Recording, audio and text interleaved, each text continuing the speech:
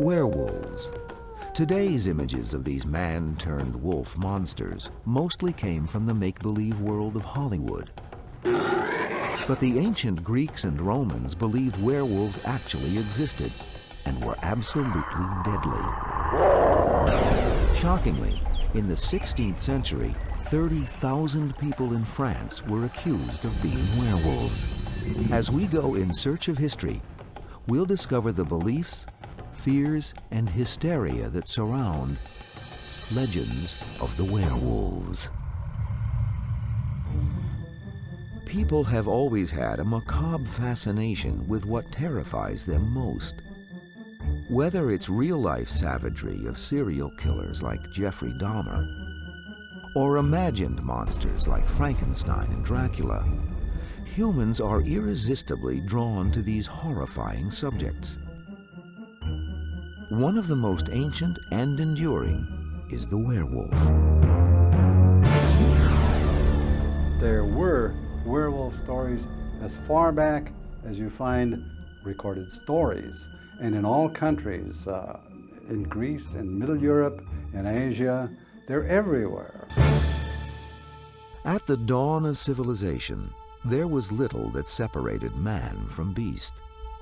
People then thought humans could revert to animals, a belief called shape-shifting. Virtually every society, primitive societies and so forth, have stories and beliefs about transformation from animal to human form and vice versa. You go back even on the cave paintings, you have pictures of what appear to be half man, half stag.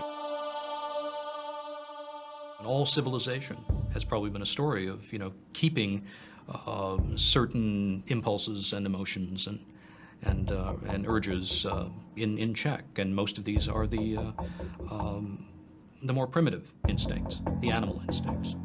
So ever since man started becoming civilized, the werewolf has been lurking somewhere back there in the shadow. Not so much in the shadows that the werewolf wasn't noted by the ancient Greek and father of history, Herodotus. In the 5th century BC, he reported in his travels of a shape-shifting people known as Neurians. Each Neurian changes himself once a year into the form of a wolf, and he continues in that form for several days, after which he resumes his former shape. You find very strong werewolf myths among the Greeks, among the Romans. I mean, you got Roman werewolf stories which sound like they were produced by Hollywood last week. One of these stories came from a Roman satirist named Petronius. He was among the first to chronicle an enduring connection between werewolves and a full moon. Petronius wrote of a man who, on a night lit by a full moon, went to visit his mistress. He asked a soldier friend to accompany him. Along the way, the soldier suddenly stopped, stripped off his clothes, transformed into a wolf, and ran into the darkness.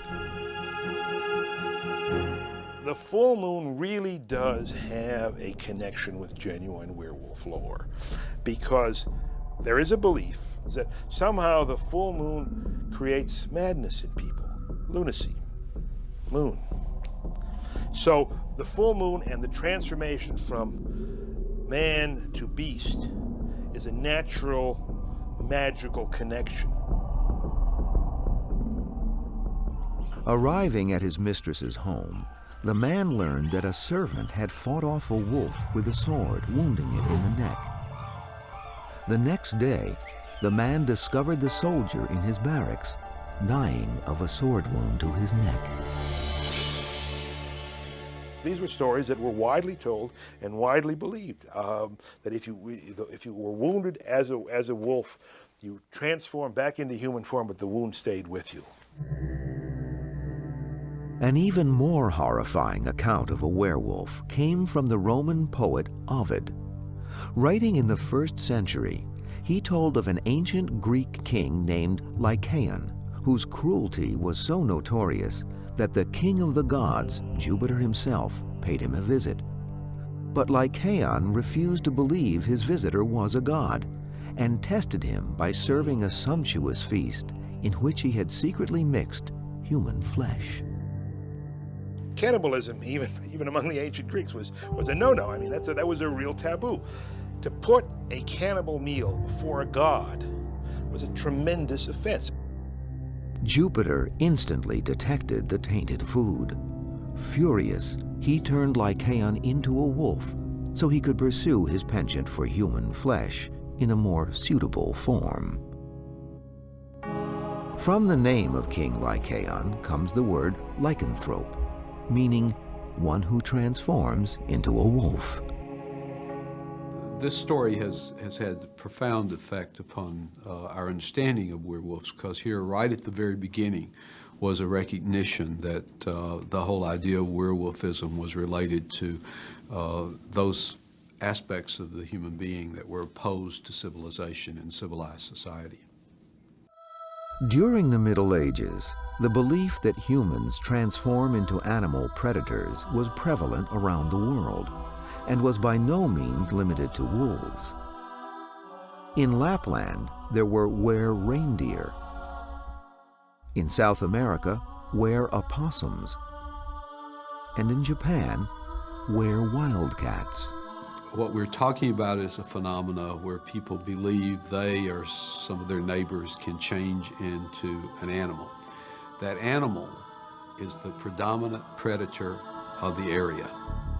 People then believed that donning the skin or pelt of an animal was one way to become that animal. Vikings made this belief a part of their military arsenal by getting into bear skins before battle. This practice contributed to their reputation for being absolutely fearless and maniacal warriors.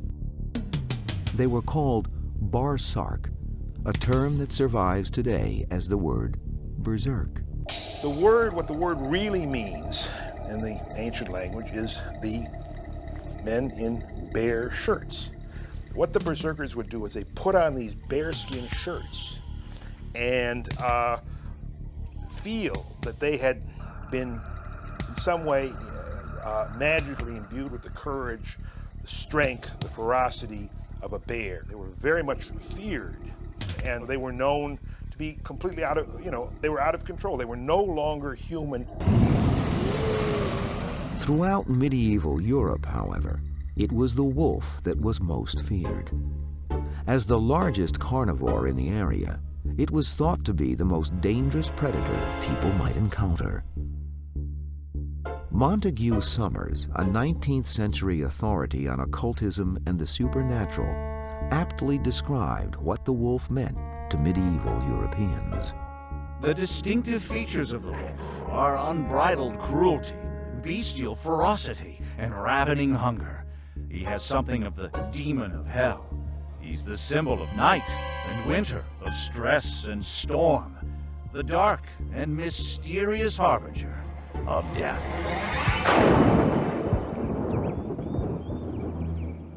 Cautionary stories about wolves were widely repeated, especially to the most vulnerable part of the population, children.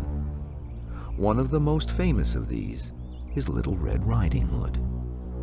Oh, Grandma, what big teeth you have! The better to eat you with, my dear. But it is a very, very sinister story, and it's clearly a werewolf story, because here you've got the little girl, and here you've got the wolf dressed up like grandmother. You have the wolf talking to Little Red Riding Hood. This is no ordinary wolf. Clearly, this is a werewolf. As we go in search of history, werewolf hysteria sweeps through Europe. In the 16th and 17th centuries, Europe was a hotbed of werewolf activity. It was a tumultuous time, racked with irrational fears, superstition, and sweeping religious change. During the height of the Middle Ages, particularly as the Reformation was about to begin, the great struggle against witchcraft, the burning times, began to occur. And right on the heels of the struggle against witchcraft, a new struggle with werewolfism began, and all of a sudden there was this new wave of belief that werewolves and witches all existed and that they were all having a supernatural and negative impact upon society.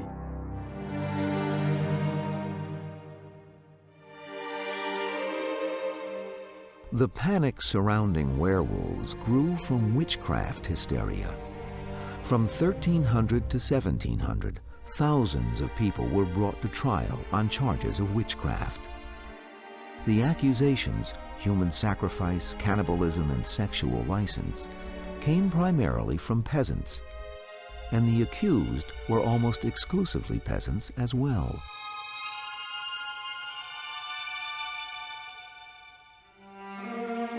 Witchcraft hysteria was fueled partly by economic and societal problems. Poverty, disease, crime, and famine commonly plagued Europe. Peasants, no matter how hard they worked, ended up with less. With almost no way to climb out of the bottom, many peasants blamed their poverty and other troubles on the witchery of their neighbors. So other peasants became scapegoats for incurable social ills. People really are on the brink. That's when misfortune hits them. And it's all part of a society purging itself violently and horrifically when it's under extreme emotional and physical pressure.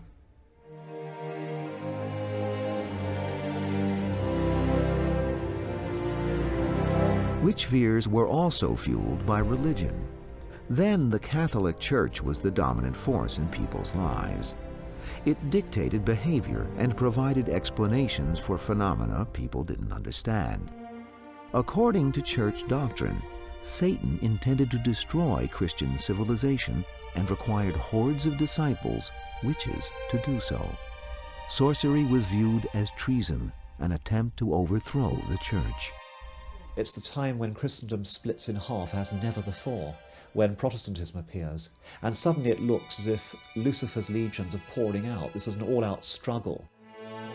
To thwart sorcery, the Church created the Inquisition, an extreme legal process that made massive witch hunting possible. Bishops serving as inquisitors sought out heretics, those who spoke or wrote against the traditions of the Roman Church. By 1231, Inquisition